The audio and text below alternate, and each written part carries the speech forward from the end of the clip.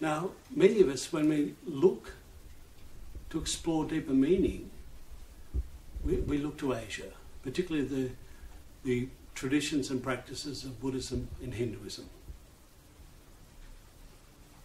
And in that looking and exploring in those disciplines, it's very easy to accumulate and pick up a whole lot of stuff which is irrelevant. So I want to start with pruning back some of these things that we've often just simply subsumed. Start with reincarnation, karma, reincarnation.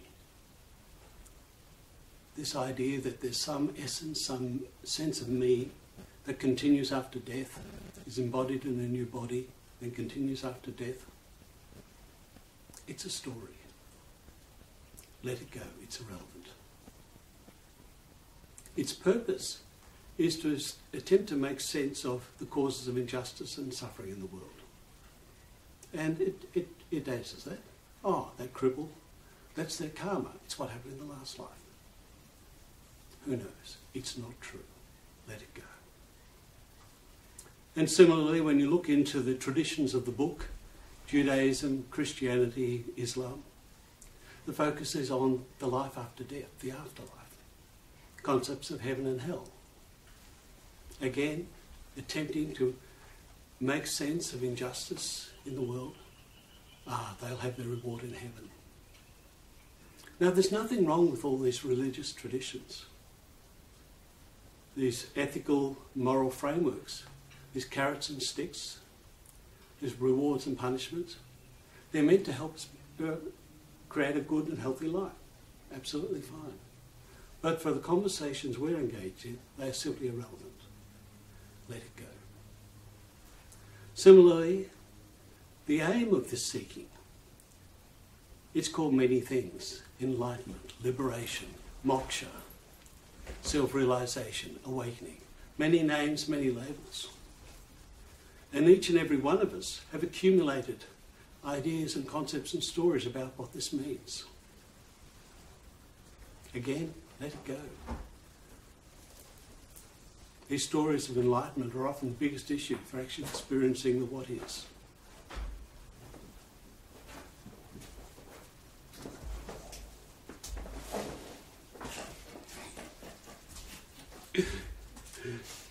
We named her Leela. The divine play.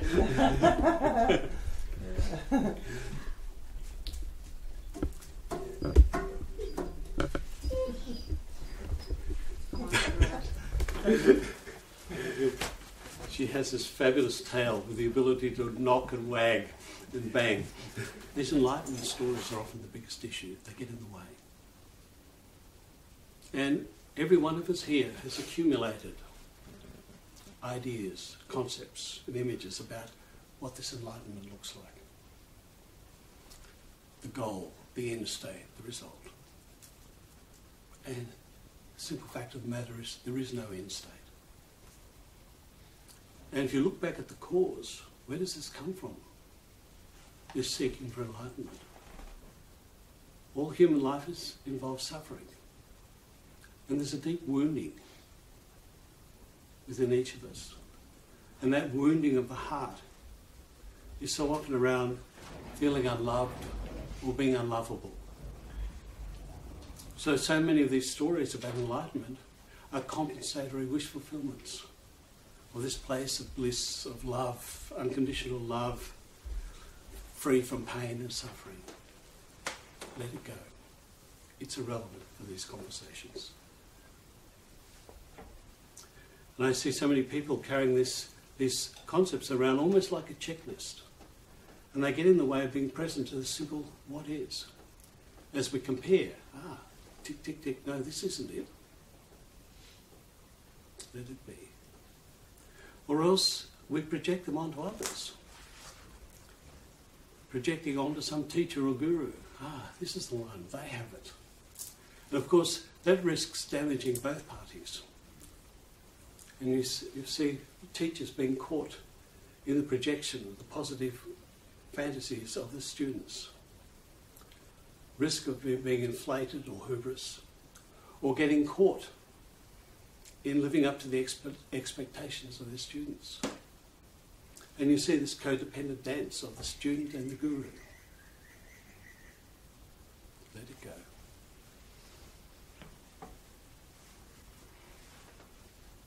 And again, the mind, the thought stream is seen as the problem. And so many attempts to manipulate and influence the thought stream with physical exercises, with postures, with breathing techniques, with visualizations, with focusing, with mantras, with chanting. It all works. It all changes things. Yet it's a bit like squashing a balloon. It just pops up somewhere else. Because as soon as the practice stops, the thought stream resumes. Because the unexamined question in all of this is the me story. It's only a me that is concerned about reincarnation. It's only a me that's concerned about life after death. It's only a me that is concerned about getting this enlightenment. And this me story is the core issue. And in itself, it's not a problem either. If you go into the depths of Hindu systems, Advaita, not two.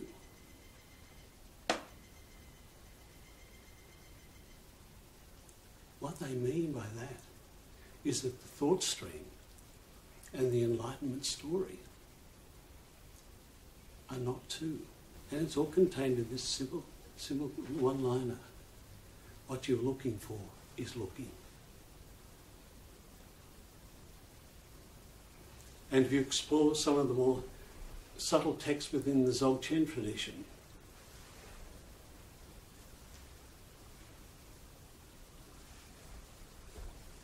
when they talk about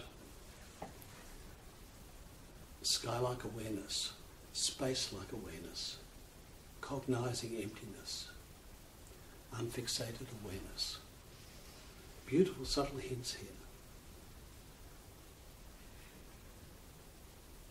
And the simplicity of this eludes us. What we're looking for is looking. Be with.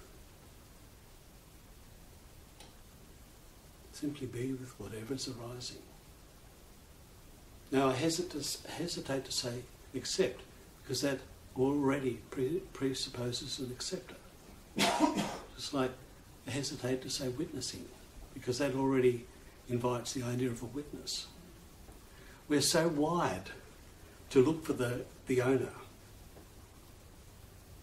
It's hardwired into us. So be with no one being with. And whatever's arising, be with it. Not two, the thought streams, the me thoughts, non-conceptual awareness, it all simply is. It's all arising out of that. Be with. And if you don't get this, be with this and the thought you don't get it. And if it doesn't make any sense, then be with whatever is arising, including the thought that this doesn't make any sense. So simply be with as it is. Now, this is so obvious, it's missed. Let me offer you an analogy, a story. Now, I'm sure all of us have had many experiences of this. One example is perhaps at school,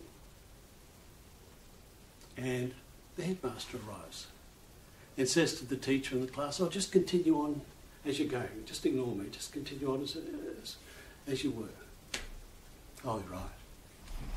Or perhaps you remember at work, in a work situation, where the head of the department or the boss comes in and says, "Look, just continue on as normal. Just ignore me. I'm just observing." Everything changes when there's observing. And remember in the 80s, I was facilitating with this multinational, and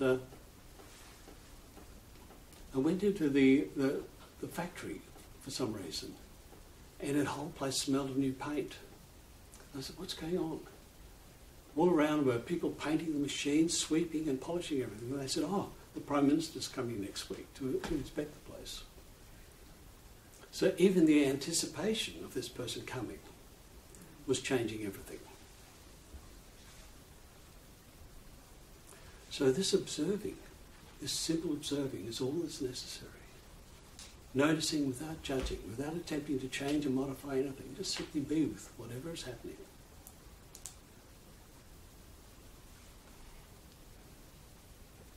Now there's no goal here, there's no result. And you can't fail at this, nor can you succeed either. Simply be with as it is, whatever's arising. Ah, there you go. Ah, there you go. Now, this could often, people can see this as, being passive. Far from it. Living as unfixated awareness is profoundly dynamic. It changes everything. Because whenever we fixate, hanging on to something or pushing something away, we create knots, contractions, and self-sealing, self-limiting stories arise. Unfixated awareness, simply being with, dissolves fixation. Energetic knots start releasing. Contractions just let go. And the stories dissolve like puddles in the sunlight. What could be simpler? Simply be with whatever's arising. And that extraordinary self-luminous, self-shining awareness that you are transforms everything. It's always doing that. Just relax as that. Awareness, just like the sky.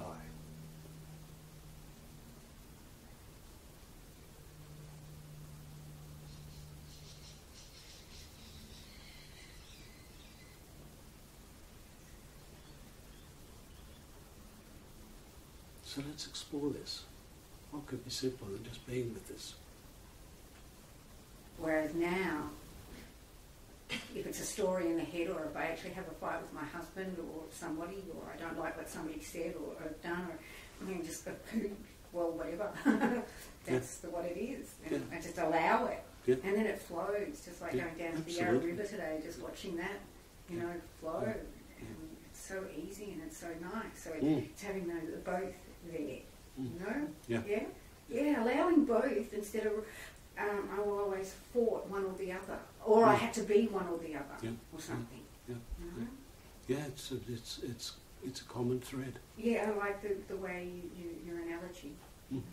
Because the thing is, this extraordinary self-shining awareness has such power, and when we attempt to actually push something away, we actually paradoxically strengthen it, because we give it life by our attention, and even if we try to actively ignore something.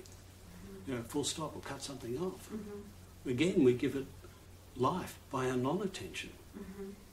Whereas being the awareness itself, being the spaciousness, being the sky, and letting the clouds simply flow and form and disappear, it's simply everything resolves itself. I'm starting to experience that more and more. Yeah. It's lovely. Yeah.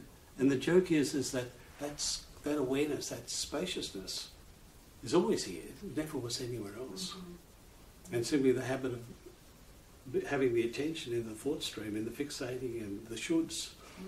And it's no right and no wrong, no this or that. It's all happening. That the me story, the thought stream, this spaciousness, not two. I think something I'm taking on board at the moment is taking to the me story is okay too. Absolutely, yeah. It's okay. I don't have to kill the me, the destroyer. Danger, Will Robinson, just accept that too. Because story that is. Everything comes out of this wakefulness, this spaciousness, everything arises, including the me story, and the I don't know and I don't understand and this is wrong and it should, everything. So simply let it be. and it self-organises. Yeah. Like the mud stirred up in a pond, it just settles. And when you start to accept yourself, you start to accept other people. It's funny that, isn't it? Phenomenal. So the line comes to mind too from the Dzogchen tradition in Longchenpo. Whatever appears, let it rest in its uncontrived singularity. So, how do you unpeel these years of conditioning which you've gone through? It's not necessary, because that's an almost endless psychological task. Simply see that me story is arising out of this wakefulness that you are. And just let it be. Because to actually attempt to unpick it, to change it, to see through it, to heal it, is an almost endless task. And this me has no independent existence. And the important thing is that the tag, it has no independent existence, independent of totality. It is simply another thought arising and falling. And it's simply seeing it for what it is. A thought, a pulsation, appearing and disappearing. It just settles into place, because there's nothing wrong with the me. That point of view, that reference point is very useful. Yeah, you've got to live your life. Yeah, I mean, even to get out of this room, you'll need to actually have a sense of reference to know where the door is. The issue is ownership, when we get caught up in owning it, thinking we are it. Yeah, just let it be. It rises and falls, and it's not separate. Because the fantasy of separation is what gives it its apparent power. When we think it's subject and everything else is object, identifying as a me. It's simply another object arising and appearing in awareness. And seeing that, it falls into place. And if you get caught up in the me story, there you go, that's okay. There's that habit, that conditioning, reactivating. It's okay.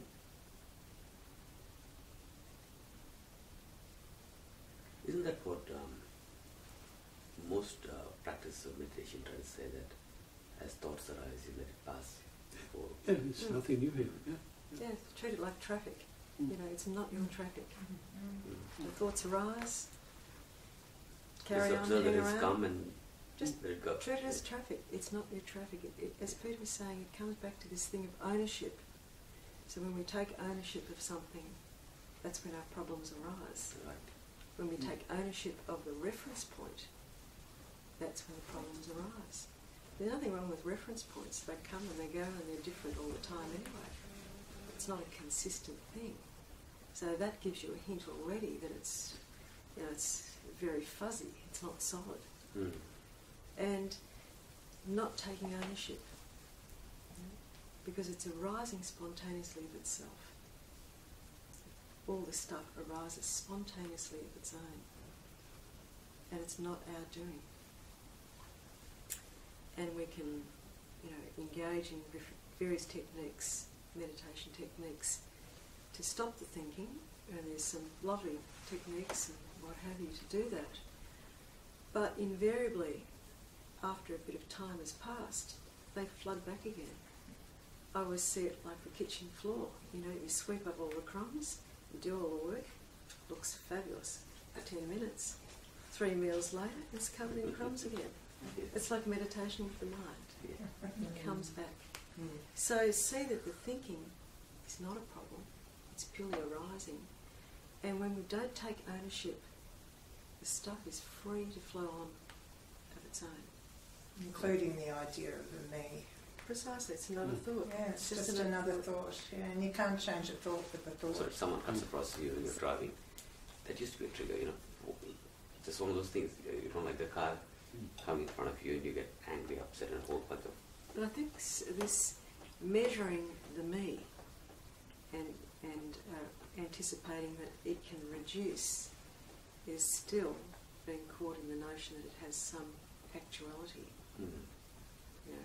And what we say, that there's no point mucking around with that, trying to improve it, trying to reduce its impact, effect, power, whatever we might imagine.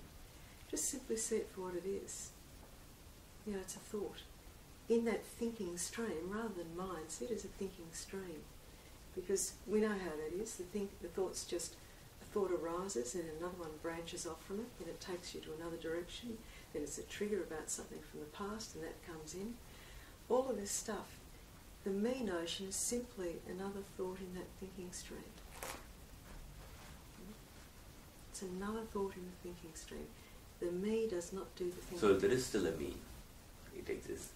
Because I know I can. But it doesn't seem to have that profound, I grab you by your thing and it's always occupying my head. That seems to have been. There's a loosening. Loosening, yeah. A loosening, yeah. And see, there's the hint from the Dzogchen masters: sky-like awareness, space-like awareness, self-shining luminosity. They're hinting towards something which really can't be spoken about. And go there. This self-shining luminosity that you are. Be that. And this awareness, like space, without beginning or an end, without location, without cause. Or like the sky, clear and empty. That's your fundamental nature, that's what you are. And rest is that. Because to be caught up in the story about this me getting better or worse or less cut off and that, it's still in the circus.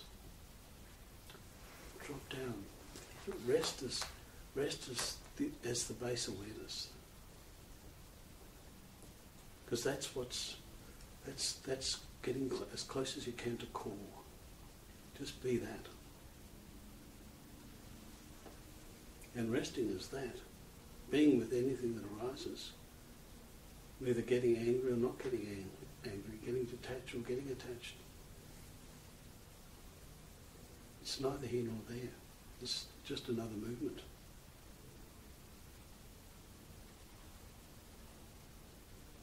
So the invitation is to go to be even more fundamentally present. Because that wakefulness, that awareness, is always here, whether you notice it or not. And whether you're caught up in a story or having an opinion about it or doing something to actually calm down or improving something, that's the soap opera.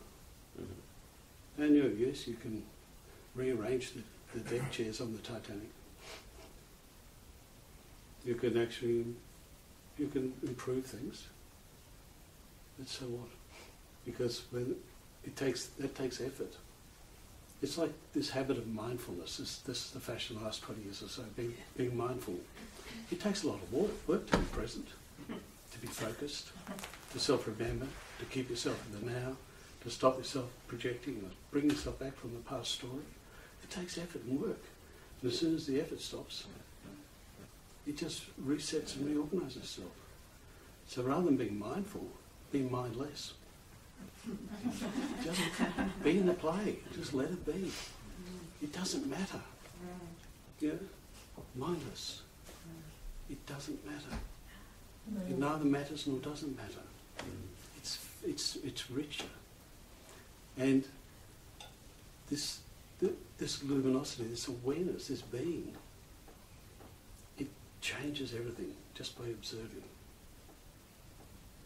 Like if you want to do a practice, when you sit down, instead of doing a meditation or something, just sit down. And it doesn't matter if the eyes are closed or open, and just say to everyone, okay, do whatever you like, I'm watching. Just think what you like, feel what you like, do whatever you like, I'm watching. And like the boss walking into the meeting, you're very you're observing will change everything spontaneously. Because you're resting back as that awareness itself. I loved what you said about being mindless instead of mindful. And that relaxing into what you are. It's a beautiful traditional story about Ashtavakra, who was attained his sainthood. This is the terminology they use when he was a very, very young man. He was a very serious spiritual seeker as a tiny child. Anyway, he went down to the river one time and there was Yanaka, king, a very important, wise king.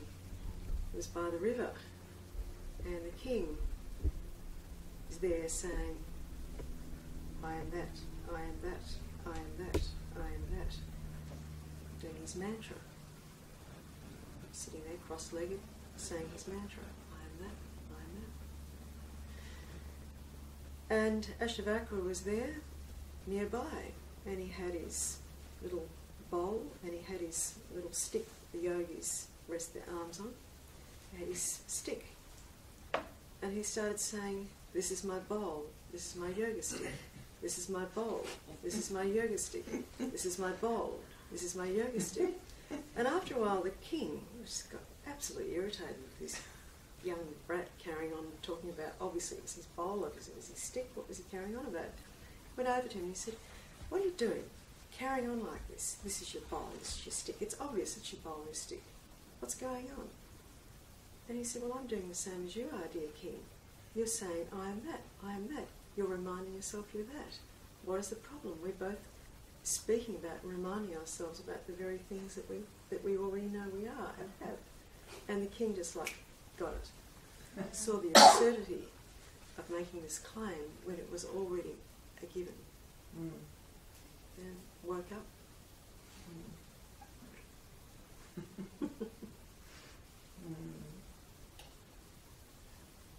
And what I'm trying to get at with anything like that is that that's when all the voices start to come in and all the struggles. And you try to say to yourself, just let it be and let it go and it doesn't matter. And then the other voice comes in, but what did she mean by that? And then the other voice comes in and so how is it affecting you and who are you? Yeah, the voice, so you're having this great big conversation. So here's a hint. Undercut everything with acceptance. So a voice comes in, what does she mean? There you go. Yeah, but what about this? That's right, what about that? That's okay. Yes, but, yeah, that's okay, what about that? And just, it's pulling the rug underneath, over and over and over. Because as soon as you buy into it, you give it life, you give it energy. Which is what you were saying before. Yeah. So this is the thing, like, let it be, but I don't get this. Let it be and I don't get, and let it be that I don't get it. But that doesn't make any sense. Let it be that I don't get it and it doesn't make any sense and that's okay. And just, whatever's arising is simply arising. That's what's self-organising presently. Because whatever you want to call it, enlightenment, totality, wonder, this is how it's appearing. Everything is always presently here. And whatever's arising, this is how enlightenment is showing up. I don't get it. This is how enlightenment is showing up, including the thought I don't get it. So it's that stepping back, that's okay, and just continuing to do it. And any reaction you have, step back on that. And just let's see. Let it be. And just, it's so habitual. Yeah, and that's okay. There it goes, that habitual thing. That's okay. But the habitual nature is not yours. And it's seeing through that, trying to see through that. See, when we take ownership of the habitual nature, we take ownership of anything that's arising, that's when we start running into trouble. That's true too. I'm doing it with the habitual. I'm not doing it with some other things, but I'm doing it with, I hear you. So most stuff's habitual. Nothing wrong with things being habitual. I habitually breathe. You know, I mean, that's a good thing. Whichever way you want to dress this up. And this thing comes as as a dawning. Peter often says it's like sunrise, the dawn. You know, when is it actually, just before the sun comes up, when does the dawn actually start? Yet it's so gradual, so subtle, so gradual. Does it start this point, or 10 minutes later, or 10 minutes later? There's a gradual seeing, a gradual seeing. And the stuff of the habitual nature of what's gone on, seemingly gone on in our lives, it's an image that I often use. It's like a cliff face at the sea. And over the years, the wind and the sun and the rain, the elements, have started to wear this underneath. So you end up with this precipice, with these elements gradually wearing it away. And then one day, of its own, it falls. Nobody doing it. It just falls of its own. And that's what this is like, this stuff. One day it just falls of its own. But is there anything beyond that? I mean, is there Beyond a what? practice based? I mean, is it just, is that it in the whole scheme of things? That is, be aware, observe what's going on, and then let it pass.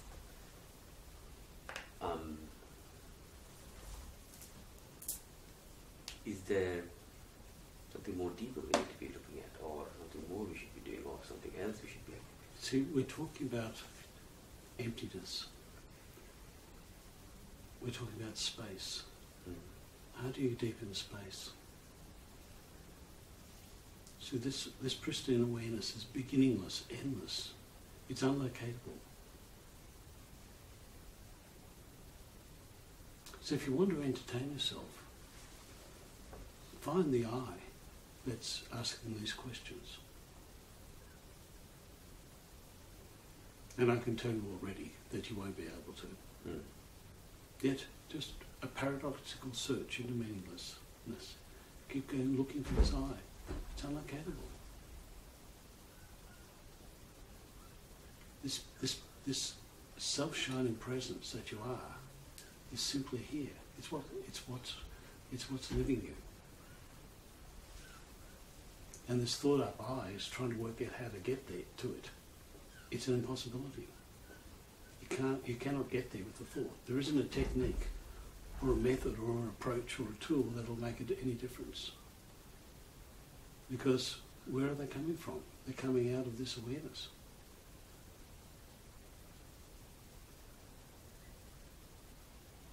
Yes, you can entertain yourself, you can play with tools and techniques and practices. It may or may not make any difference.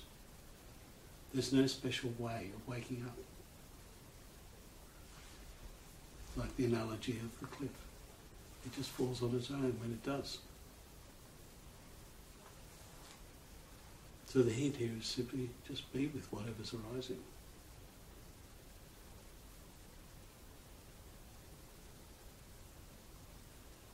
And whatever's arising is the thatness expressing in a particularised form. So the Mahavakya, that thou art, everything is that, is one of the great statements. Everything is that essence expressing, playing around, forming, dissolving in particularised forms and shapes and energies. So everything is God. Everything is the thatness, the awareness, the absolute. So you can't fail at this. Yeah. Whatever's arising is the thatness expressing in that particularised form. In the previous meeting, Peter, you were talking about senses, like seeing's happening, hearing's happening. Is that so I don't claim ownership of those senses? Yes. Did you hear the cockatoo a moment ago? Yeah. Yeah. And that self-organising intelligence that you are, heard it and registered there was a cockatoo. And just relax in that. I mean, Bankei called that used to use that as as a proof of the unborn. Hear the motor? There's no effort required. It's simply, it's always happening. It's always happening. Yeah. We're appreciating, we're experiencing.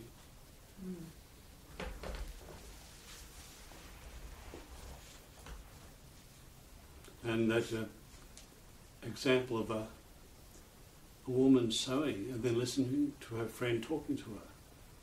Relaxing on the unborn, the listening happens and the sewing happens. If she happens to get caught up in a reaction or having an emotional response or an opinion about the story, the sewing will stop, or she'll drop a stitch. Or if she suddenly gets caught up in the sewing, oh, am I doing this right? Will people love it? Will this be okay? Then the listening stops. Yet resting in that natural awareness, that natural wakefulness, sewing happens, listening happens.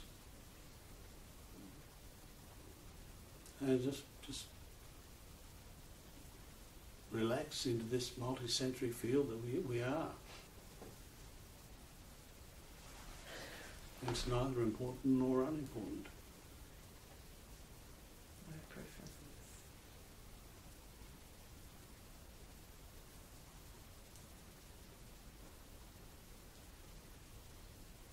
It's no accident that Nisargadatta called himself that. Nisarga means natural. So it's the natural way. Living spontaneously.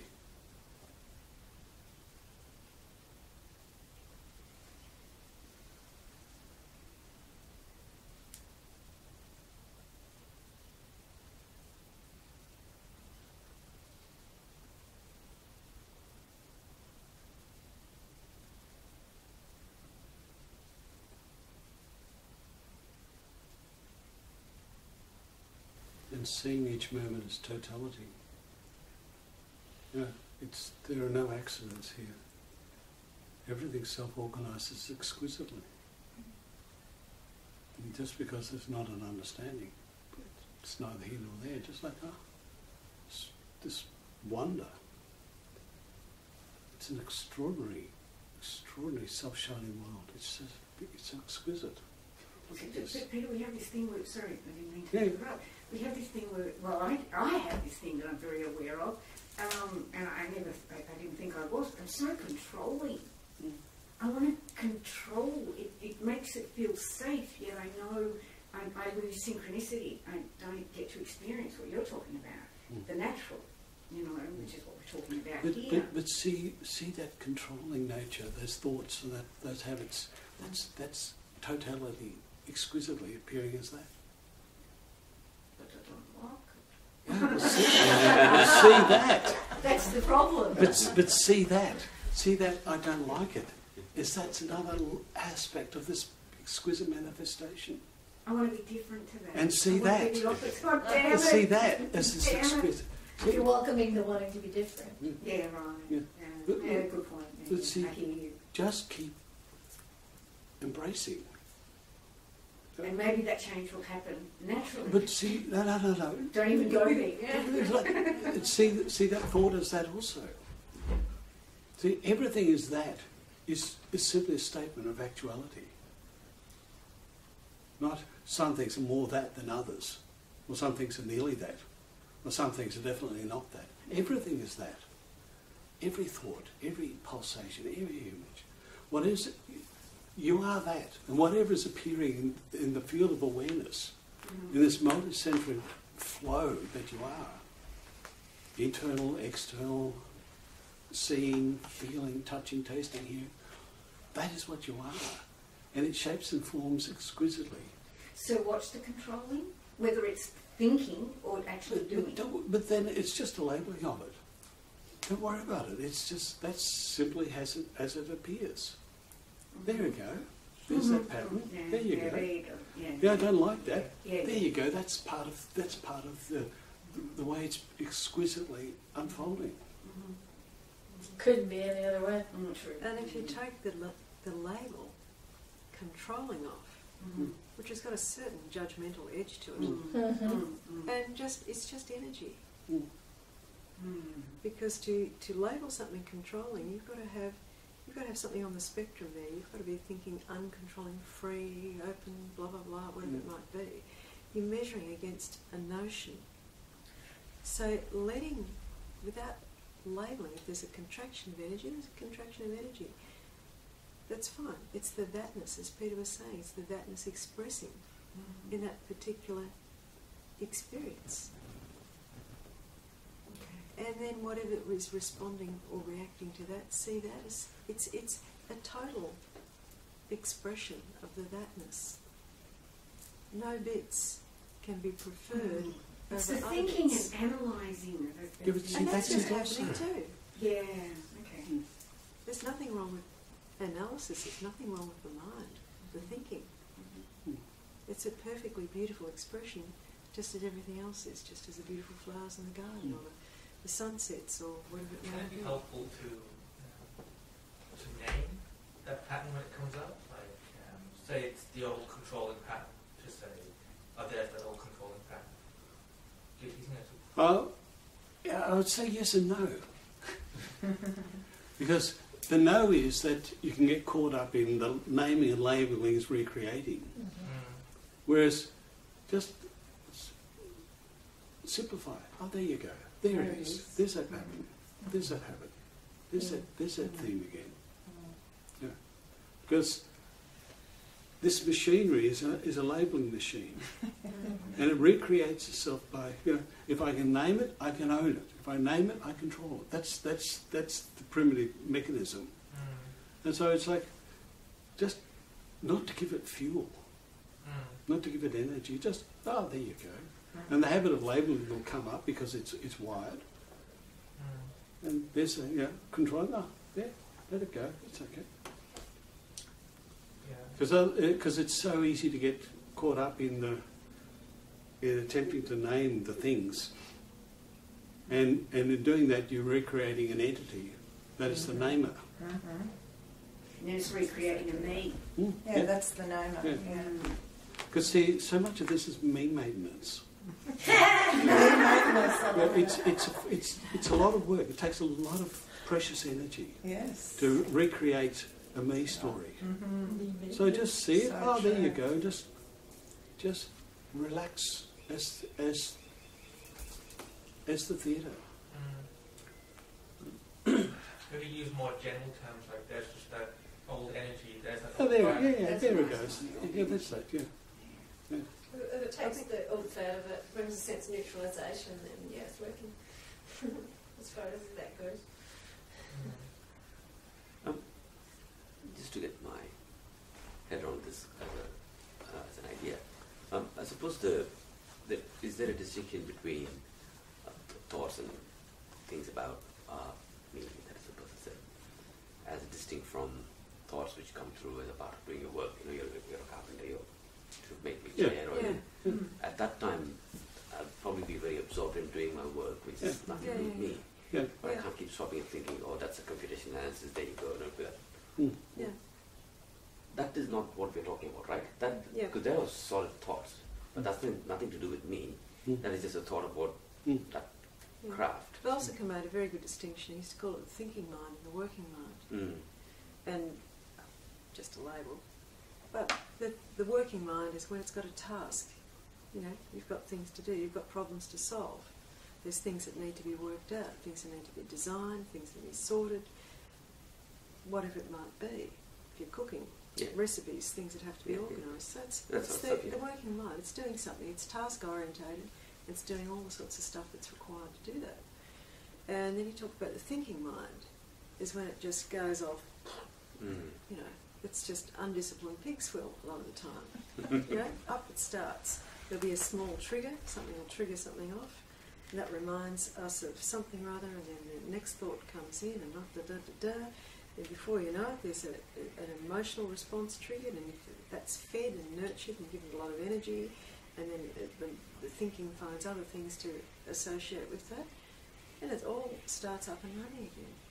So, in a sense, that can be a useful kind of distinction. So there's nothing wrong with thinking. To give a concrete example, person A and person B. Person A is really caught up in the story about themselves, and they're given a task to do.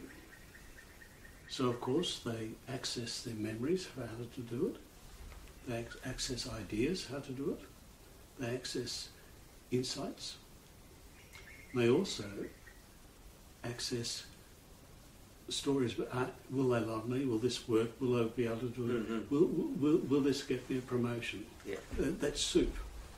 Yeah, it's a soup, it's never... Okay, person B has some clarity, and they're given the same task. So they access memories about similar tasks, they access ideas to do it, they access all sorts of insights. Then they start to access, poor me stories, and will they love me stories, and they go, oh, don't go there, let it go. And so those things fall away because they're not fed. They both do the task. Give an example, the lady doing the soul. And who will do, and who will, most likely this person will produce a better result. Because they're not feeding the me story. They're not feeding the projection about will I loved, or the memories about when I was 15, what happened. They just don't go there. They just stay in the task. moment. And so the intelligence simply responds to the attention. Because so this intelligence, this luminous awareness that we are, is so profound, it's so powerful. It changes everything. And so by focusing on task, it produces task. By focusing on what happened 5 years ago, it produces and recreates as if it's alive now. Or focusing on a fantasy, what might happen, it creates that as if it's true. It's this extraordinary intelligence. And we need to treat it with great care. Dismissing, like, sounds like you're kind of dismissing those patterns, like patterns of thought which are unhelpful. Yeah, just not giving them life energy. Because we recreate things by focusing on them. Yeah. Like if we all sat here, let's all think of when we're really hurt and upset. We could drum up a real drama very quickly. Yeah. But you're letting things through which are which might be helpful. Or which And look, the intelligence that we are discriminates very rapidly. And again, it's habits. And because they're habits, they can be changed. So the habit of actually being open and receptive invites insights to flow through us. The habit of spending our thought streams ruminating on old hurts just keeps us in a reactive, wounded state. And anything stimulates and reminds us of that. Or the habit of living in the future and fantasising what can be, it means we just wander through life forgetting everything and not leaving doors open and all that. So the habit of simply being present to what's arising is a useful habit. Yeah? Act as if you are that. Act as if that everything is already resolved. Act as if you are that spaciousness itself. That's a useful habit to cultivate.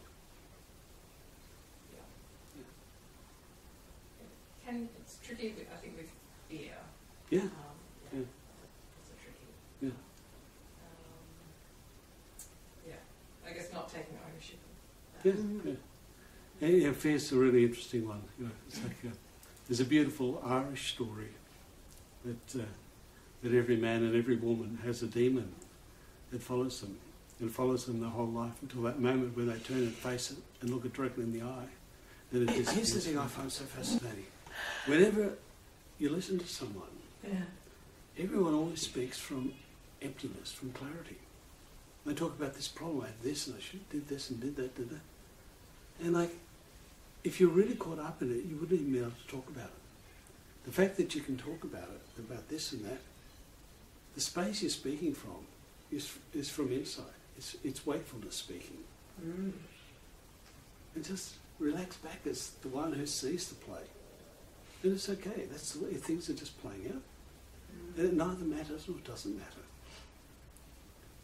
And again, I think the one wonderful thing here is we are another wave in the ocean.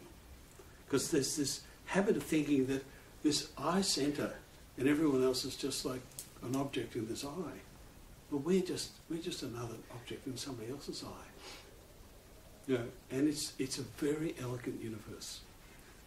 There's no accidents whoever appears in the field. There's no accidents in the stories that unfold. And you know, it's always so mysterious. You never know what happens.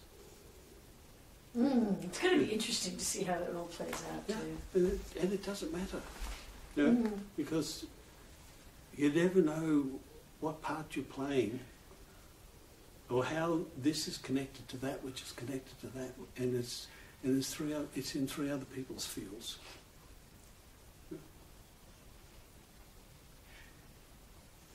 So you know, the most useful word is just relax. Let everything just unfold. It doesn't really matter.